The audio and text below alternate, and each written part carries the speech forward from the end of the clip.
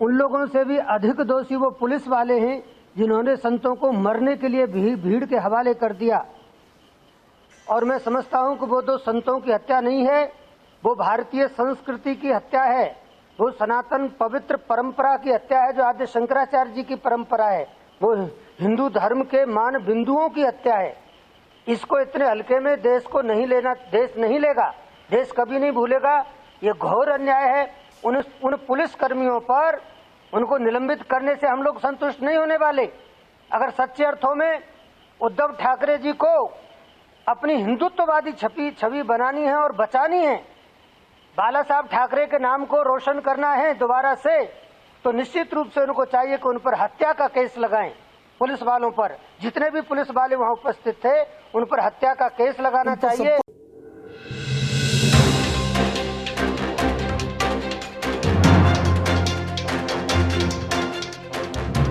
नमस्कार, स्वागत है आपका आईजी टीवी पर। मैं हूं अजय सेतिया।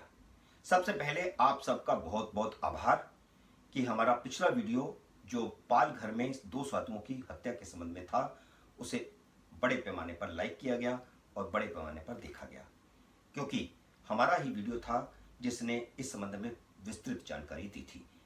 इसके अलावा सारे यूट्यूब चैनल या मेनलाइन मीडिया या न्यूज़पेपर्स इस बारे में कुछ नहीं कह रहे, सिर्फ उतना ही कह रहे हैं जितना राज्य सरकार बता रही है। इसके अलावा कुछ खोज खबर वहां पर नहीं कोई दे रहा। हमने उस वीडियो में बहुत सारी जानकारियां दी थी, इस कारण इसको पसंद किया गया, इसलिए आप सबका बहुत बहुत आभार। हम कुछ नए तथ्य लेकर के अभी आपके सामने आ रहे हैं और उसके बाद कुछ और तथ्य जो सामने लेकर आएंगे वो आपको हैरान कर देंगे। अभी हम सिर्फ आपको इतना बताना चाह रहे हैं कि कुछ चुप्पी से भी राज खुलते हैं। एक बार पूर्व प्रधानमंत्री नरसिम्हा राव ने अपने कार्यकाल में जो फैसले न लेने के लिए मशहूर थे, उन्होंने कहा था कि फैसला न लेना भी एक फैसला है। इसी तरह शायद विपक्ष के नेता यह समझते हैं कि किसी बात पर प्रतिक्रिया न देना भी प्रतिक्रिया है, और अगर यह है तो उनकी प्रतिक्रिया को आप आसानी से समझ सकते हैं कि उनकी प्रतिक्रिया क्या है, क्योंकि आज किसी भी बड़े विपक्षी नेता का 2 साधुओं की हत्या पर कोई भी टिप्पणी नहीं आई है, कोई भी बयान नहीं आया है, जबकि 1 सप्ताह होने को है। यहां तक कि मीडिया के कुछ लोग तो ये लिख रहे हैं बाकायदा न्यूज़पेपर्स में कि जिनको लोगों ने पीट पीट करके मारा, उनमें से 2 को साधु बताया जा रहा है। हालांकि हिंदुस्तान का, हिंदू धर्म का सबसे बड़ा जूना अखाड़ा है और जूना अखाड़ा के ये दोनों साधु थे। अखाड़ा परिषद के अध्यक्ष इस संबंध में स्टेटमेंट दे चुके हैं, जूना अखाड़ा के अध्यक्ष इस संबंध में स्टेटमेंट दे चुके हैं, और सारे देश के हिंदू संप्रदायों में, सभी संगठनों में और साधु संतों में और सभी अखाड़ों में इस पर आक्रोश है और बाकायदा आंदोलन की धमकियां दी जा रही है। अखाड़ा परिषद के अध्यक्ष नरेंद्र गिरी जी का, जिसका हमने पिछले वीडियो में भी आपको दिखाया था, उन्होंने तो धमकी दी है कि 3 मई को जब लॉकडाउन खुलेगा तो उसके बाद 4 लाख के करीब नागा साधु महाराष्ट्र का घेराव करेंगे अगर महाराष्ट्र सरकार ने इस संबंध में दोषियों को फांसी नहीं दी। लेकिन इसके बावजूद वहां पर कोई हलचल नहीं हो रही, किसी तरह का कोई बयान नहीं दिया जा रहा, सिवाय इसके कि पहले दिन 101 ग्रामीणों को गिरफ्तार कर लिया गया और 9 नाबालिगों को गिरफ्तार कर लिया गया। गृह मंत्री अनिल देशमुख हमेशा लगातार इस तरह के बयान दे रहे हैं कि इसमें किसी का हाथ नहीं है, ग्रामीणों का गुस्सा था, उनको चोर समझ लिया था, वे बच्चा चोर माने जा रहे थे, इसलिए किया गया, गलतफहमी में हुआ। मुख्यमंत्री की तरफ से भी यह बयान आया था कि गलतफहमी की तरफ से हुआ। लेकिन अनिल देशमुख ने सिर्फ एक इतना काम किया है कि उन्होंने गिरफ्तार लोगों की एक सूची जारी की है और उस सूची को अपने ट्विटर हैंडल पर भी डाला है, और उन्होंने उसमें ये लिखा है कि इसमें एक भी मुस्लिम नहीं है या इसमें और भी संप्रदाय का नहीं है, सारे के सारे हिंदू है। ये उनका स्टैंड शुरू से रहा है। हालांकि उस पर भी कुछ लोगों ने सोशल मीडिया पर सवाल उठाए हैं। जो सवाल उठाए गए हैं उनमें से 2 सवाल हैं, 2 व्यक्तियों के नामों के बारे में पूछा गया है कि क्या ये मुसलमान हैं या हिंदू हैं। तो 63 नंबर पर एक नाम है फिराज भाई। तो इस संबंध में सोशल मीडिया पर सवाल उठाया गया है, लेकिन यह कोई बड़ा मुद्दा नहीं है, क्योंकि जरूरी नहीं है कि दूसरे संप्रदाय के लोग ही अगर एक संप्रदाय के लोग पर हमला करते हैं तो वो सांप्रदायिकता होती है।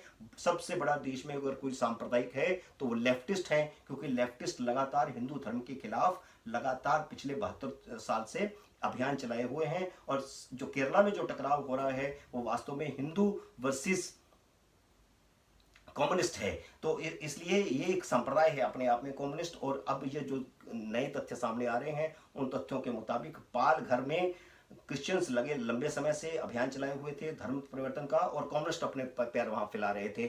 इस संबंध में एक नए गठजोड़ कम्युनिस्ट और क्रिश्चियन के गठजोड़ के बारे में भी कुछ तथ्य सामने आए हैं, लेकिन हम इसको बताएंगे आपको नए वीडियो में तथ्यों के साथ और एक बड़ी राजनीतिक हस्ती के साथ इंटरव्यू में जो इसका खुलासा करेंगे कि उसमें कौन कौन लोग थे जो गिरफ्तार किए गए हैं, उनमें कौन कौन लोग हैं, कौन लेफ्टिस्ट हैं, क्या है, वो एक अलग चीज है। उसको हम नए वीडियो में लेकर के आपके सामने आएंगे।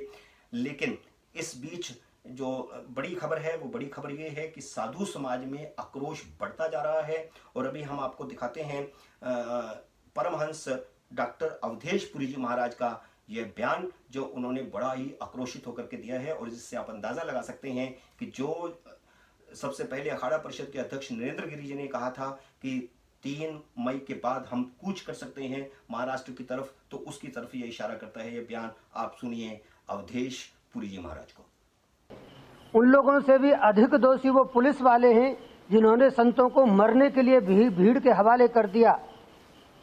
और मैं समझता हूं कि वो तो संतों की हत्या नहीं है, वो भारतीय संस्कृति की हत्या है, वो सनातन पवित्र परंपरा की हत्या है जो आद्य शंकराचार्य जी की परंपरा है, वो हिंदू धर्म के मान बिंदुओं की हत्या है। इसको इतने हल्के में देश को नहीं लेना, देश नहीं लेगा, देश कभी नहीं भूलेगा। ये घोर अन्याय है। उन पुलिस कर्मियों पर उनको निलंबित करने से हम लोग संतुष्ट नहीं होने वाले। अगर सच्चे अर्थों में उद्धव ठाकरे जी को अपनी हिंदुत्ववादी छवि बनानी है और बचानी है, बाला साहब ठाकरे के नाम को रोशन करना है दोबारा से, तो निश्चित रूप से उनको चाहिए कि उन पर हत्या का केस लगाएं।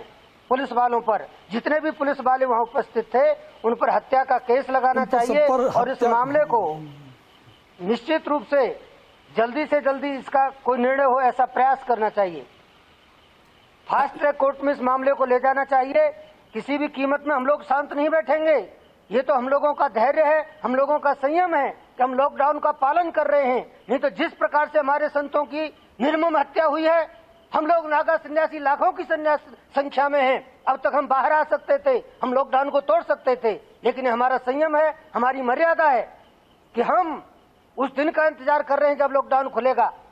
संतों पर इस प्रकार का अत्याचार रावण के समय में भी नहीं हुआ होगा जिस प्रकार का अत्याचार अब हुआ है। सोनिया गांधी जी को चाहिए था कि जब वो बाटला हाउस में आतंकवादी मारे जाते हैं तो 3 दिन तक सोनिया गांधी जी को नींद नहीं आती, और जब संत मारे जाते हैं तो 8 दिन बाद भी सोनिया गांधी जी की प्रतिक्रिया नहीं आती। इस देश पर राज्य करने वाली 70 साल तक इस देश को गुमराह करने वाली कांग्रेस आज क्यों सो रही है? उसको चाहिए कि वो संतों की हत्या के लिए उन दोषियों को न्याय दिलाने के लिए एक साथ कदम से कदम मिला के खड़े हों इस देश के साथ। मैं ये चाहता हूं, मैं अखाड़ा परिषद का पूर्व महामंत्री हूं, मैं नागा सन्यासी हूं, मैं अखाड़ा परंपरा से हूं, मैं आद्य शंकराचार्य की परंपरा से हूं। इसलिए जिन संतों की हत्या हुई है वो मेरे गुरु भाई हैं। आज मेरे अंदर बहुत बड़ी पीड़ा है इस बात को लेकर के। हम लोगों का हृदय बहुत ज्यादा दुखी है और व्यथित है। हम ना तो इस हत्या को सांप्रदायिक बनाना चाहते हैं ना राजनीतिक बनाना चाहते हैं, लेकिन तथ्य मजबूर करते हैं। अब देखिए कि विपक्ष की सबसे बड़ी नेता सोनिया गांधी ने अभी तक 1 सप्ताह हो गया है हत्या को, अभी तक इन 2 साधुओं की हत्या के संबंध में अपनी जुबान नहीं खोली है, उनका बयान नहीं आया है। आपको याद दिलाना चाहूंगा कि सन 2002 में जब गोधरा में हिंदू तीर्थयात्रियों की ट्रेन जलाई गई थी, गोधरा हत्याकांड जो बहुत मशहूर हुआ, जो अयोध्या से यात्री आ रहे थे और महाराष्ट्र की तरफ जा रहे थे, वहां पर गोधरा में जो ट्रेन जलाई गई उसमें हिंदू तीर्थयात्रियों को जलाया गया, तो उस पर भी सोनिया गांधी का कोई बयान नहीं आया था। जब तीसरे दिन वहां पर दंगे की हालात बने और प्रतिक्रिया हुई वहां पर उस ट्रेन जलाए जाने की, और उस प्रतिक्रिया के कारण जो दंगे हुए, जो दूसरे समुदाय के लोग मारे जाने लगे, तो उस समय सोनिया गांधी विपक्ष के नेताओं का एक प्रतिनिधि मंडल लेकर के राष्ट्रपति भवन गई थी। उस राष्ट्रपति भवन के प्रांगण में बाहर जब वो प्रेस से संबोधित कर रही थी, तो उस समय मैंने उनसे एक ये सवाल पूछा था कि आपने गोधरा की ट्रेन जलाए जाने की आपने निंदा क्यों नहीं की? तो उन्होंने कहा कि मैंने निंदा की है। हालांकि रिकॉर्ड के अंदर है कि जिस दिन वो राष्ट्रपति भवन में गई और उससे पहले जब गोधराकांड हुआ, इन 3 दिनों के भीतर उनका कोई बयान इस पर नहीं आया था और आज साधुओं के बारे में भी इनका कोई बयान नहीं आया है। लेकिन साधु समाज भी बटा हुआ है, इसमें भी कोई शक नहीं है। हम लंबे समय से देख रहे हैं, इंदिरा गांधी के कार्यकाल से देख रहे हैं कि कुछ साधु कांग्रेस के पक्ष के हैं, कुछ साधु कांग्रेस के कड़े विरोध में हैं। तो इन्हीं में से कुछ साधु स्वामी स्वरूपानंद जैसे माना जाता है कि प्रो कांग्रेस हैं। इसी तरह अवधेशानंद गिरी माने जाते हैं कि वो प्रो कांग्रेस है। उनका बयान हालांकि इस घटना की निंदा के बारे में आया है, लेकिन उन्होंने जिस प्रकार पुलिस को प्रोटेक्ट करने की कोशिश की है वह भी हैरान कर देने वाली है। हम उनका बयान आपको दिखाते हैं। उन्होंने कहा कि पुलिस भी शायद मजबूर हो गई थी। हालांकि सबने देखा कि वहां 12 पुलिस वाले थे, मजबूरी का कोई सवाल नहीं था। अगर वह अपनी कार्रवाई करते, डंडे ही चलाते, अगर डंडे ही उनके पास थे तो वो भी काफी थे। 12 पुलिस वाले काफी होते हैं भीड़ को तितर बितर करने के लिए। लेकिन पुलिस वाले खुद साधुओं को, संतों को, दोनों को भीड़ के हवाले कर रहे थे कि आप पारिए। और साधु जब उसको पकड़ने की कोशिश कर रहा था पुलिस वाले को कि इनके साथ में रहूंगा तो मैं बचूंगा, तो वो उनको धक्का दे रहे थे। तो ये सारा कुछ देखा है। इसलिए अवधेशानंद का आप बयान सुनिए, लेकिन स्वामी अवधेशानंद ने पुलिस को प्रोटेक्ट करने की कोशिश की है, आप इस बयान में साफ देखेंगे। पालघर महाराष्ट्र में जूना अखाड़ा के सन्यासियों की निर्ममतापूर्ण हत्या कर दी गई है।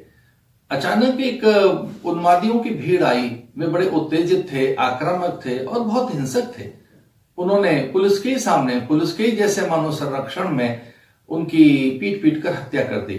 यद्यपि पुलिस की कार्रवाई दिखती तो है कि वो उन्हें बचा रही है, उनका संरक्षण कर रही है, पर पुलिस भी बहुत अधिक विवश हो गई या बहुत अधिक लाचार हो गई। उन आतताइयों के सामने वह पुलिस उन साधुओं की रक्षा नहीं कर सकी। मैं महाराष्ट्र सरकार से कड़ी कार्रवाई की मांग करता हूं।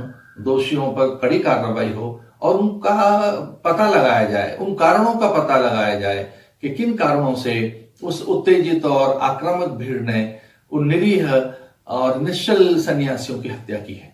ऐसा एक सभ्य समाज के लिए बहुत दुखद है, हमारे देश के लिए जो एक अहिंसक देश है और उसमें भी जो सन्यासी परोपकार के लिए जीवन जीते हैं, जिनका जीवन ही एक प्रकार से सबके कल्याण के लिए होता है, ऐसे सन्यासियों की हत्या पर मैं स्तब्ध हूं और मैं अपना खेद व्यक्त करता हूं। ये सभ्य समाज में नहीं होना चाहिए। सरकार तुरंत संज्ञान ले और दोषियों पर कड़ी कार्रवाई। अपने यहाँ क्योंकि धर्म का प्रचार नहीं होता और धर्म के बारे में घरों में भी शिक्षा नहीं दी जाती, हिंदू धर्म के इतिहास के बारे में नहीं बताया जाता और पाठ्य कार्यक्रमों में इसका जिक्र तक नहीं है।